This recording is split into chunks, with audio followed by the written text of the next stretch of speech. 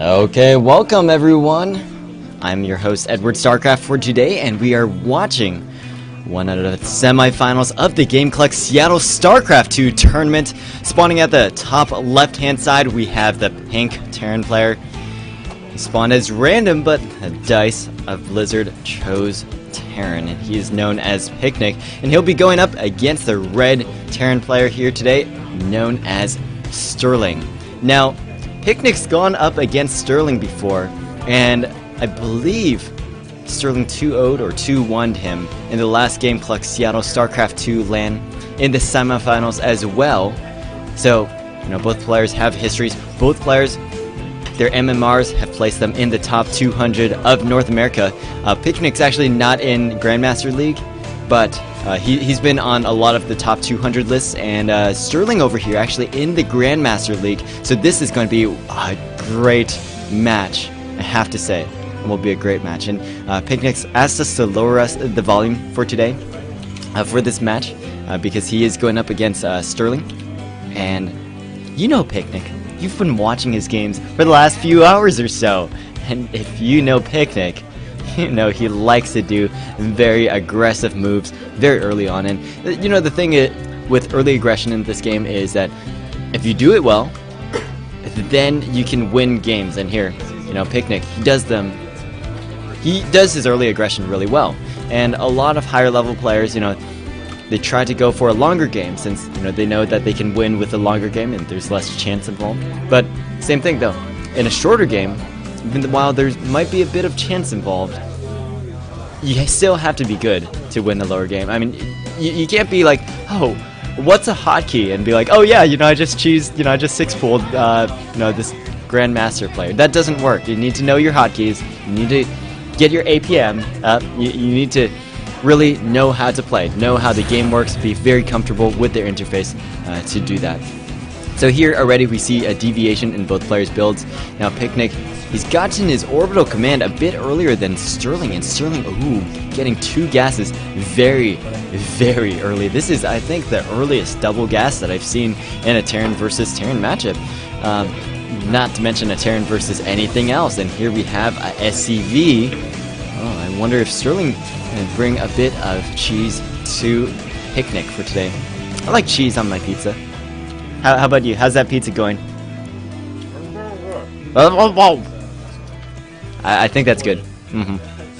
Direct quote. Direct quote from MRZ. He's enjoying his cheese today. And here we go. PicNic going for an early factory. He's actually getting 2 tech labs as well.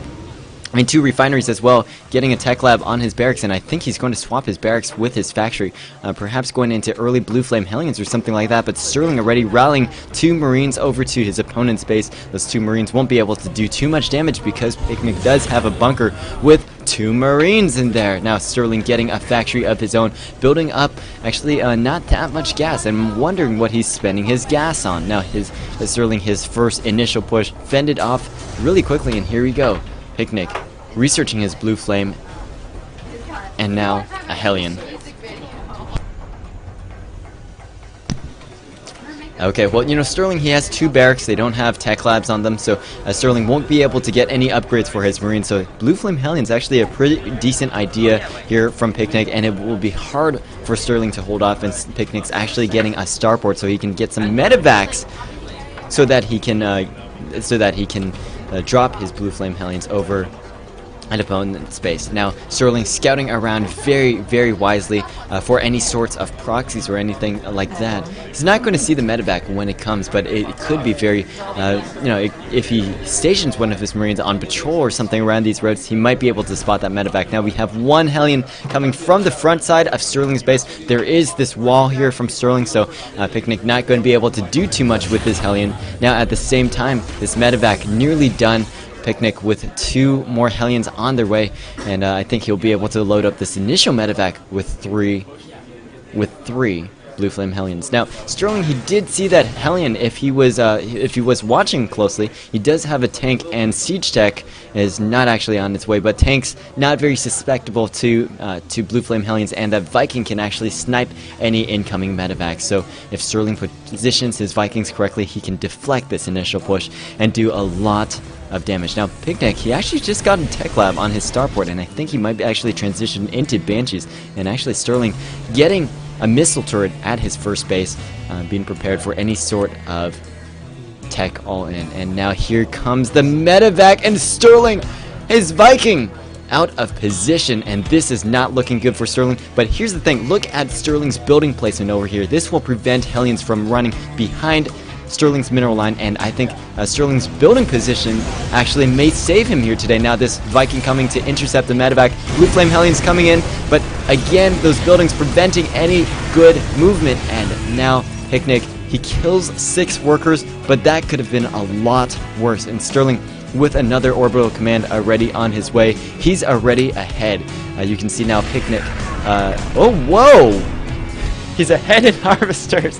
I was going to say he's even, because usually he's even on harvesters after those sorts of things. But he's ahead by 4 harvesters after killing 6 of his opponent's harvesters.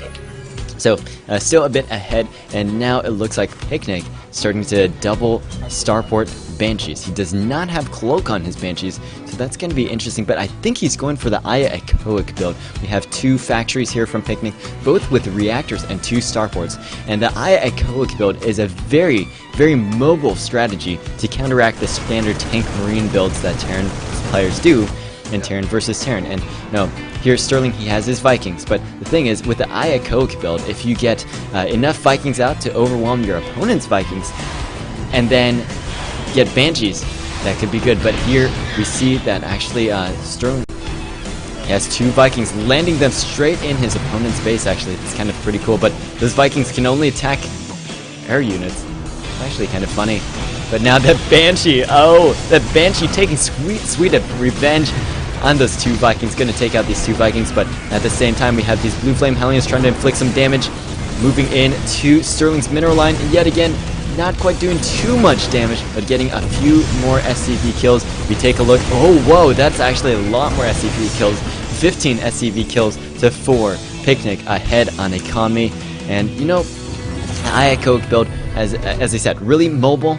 And here you see that these Hellions, very, very mobile, and if PicNic utilizes his Banshees correctly, then he could really do a lot of damage. Now, I don't know why PicNic didn't get a reactor on one of his starports, pump out Banshees out of one, pump out Vikings out of the other, because he's pumping out Vikings from Tech Lab starport. Not quite the most efficient thing, because you're not using your add-on over there. But you know, Sterling, he does have, even though he's lost some harvesters, he did have an economic lead for a while, because he was on 2 bases and PicNic only on 1. But now PicNic getting his 2nd orbital command up, and PicNic going to be in the lead after he killed just so many harvesters. But still, after killing 15 to 4 harvesters, PicNic even on harvesters with his opponent. And now Sterling, you know, even though he lost so much, he's not that behind. Here's Sterling actually lifting off his starport, moving it onto his reactor, and so he's going to be able to pump out double Vikings. And here he's actually supply blocked for a split second, which is kind of bad, because it looks like PicNic perhaps looking to move straight into Sterling's base in a few moments, or maybe not, just having this patrol over here. Ooh, the siege tanks will be able to take out these Hellions very easily. But the thing with this build is that it gives you map control, and now PicNic, he can deny any sort of 3rd expansion from Sterling, and this is really going to hurt Sterling. Now Sterling, he's turtling out a lot. He has a sensor tower in his base, so he can detect any sort of drops from his opponent, but that's not good if you can't move out of your base, which is what PicNic is trying to make Sterling do. And now PicNic, as I said, he could expand all over the map and just do so much. He can just get such a huge economic lead. Now here PicNic, you know, continuing to scout out. I really like this. He's getting vision of every single one of these expansions, so he knows that Sterling is not on an additional expansion. Now, how does Sterling plan to break this? And Sterling, I think he knows the weakness to this build. The iCCup build, the main strategy, the main thing you want to do if you're using the iCCup build, you want to maintain air supremacy, so your Banshees can attack your opponent's tanks and take them out, or they can harass in your mineral line and take out SCVs, or you can drop in their base, or stuff like that. But here, Sterling, with 3 reactored starports. He's pumping out, I mean, he's not pumping out any other units besides just Vikings and Thors. And that's going to be really interesting. Now, at the same time, PicNic actually going to go for a battlecruiser transition. He's building battlecruisers out of one of his starports, and that's actually because right now Sterling, he has a Thor, he's getting a second, and once you have Thors actually cut through Banshees like cheese. And now Sterling, with 3 reactored starports, he's going to be able to take control of the air so well that none of his opponent PicNic's Vikings, none of his opponent PicNic's Banshees, and none of his opponent PicNic's battlecruisers can survive. Now PicNic taking a 3rd base, but I think Sterling's been doing a good job with this, and PicNic just scanned, but he does not see any of these Vikings, so he's going to be running in the blind, and as soon as he comes in for any sort of attack, oh, PicNic will be surprised beyond belief. There's so many freaking Vikings, and they even have +1 attack. When you have 11 times 2 damage per shot of the Viking, that is just huge. And now looks like Sterling moving out. One of the Banshees attacking this Thor. Sterling scans. Look at all of those missiles. I don't know about PicNic, but I'm not sure if he can hold us. Now we have a few Hellions trying to move into Sterling's main base, but look at this wall. I think Sterling is playing Age of Empires today, because this is the sort of wall you make in Age of Empires, but here Sterling moving in with his fleet of units, and no way for PicNic to stop him. This is terrible for PicNic. Now he's going to try to abuse his mobility, but what can you do when your opponent has air control and your build relies on having air control? And now every single one of PicNic's Vikings going down, the battlecruisers going down really quickly as one battlecruiser down, second battlecruiser going down. Now these Sterling hasn't scanned just yet, but now he uses to scan all of his Vikings plus Thors, cutting through every single one of these Banshees. And look at the supply counts.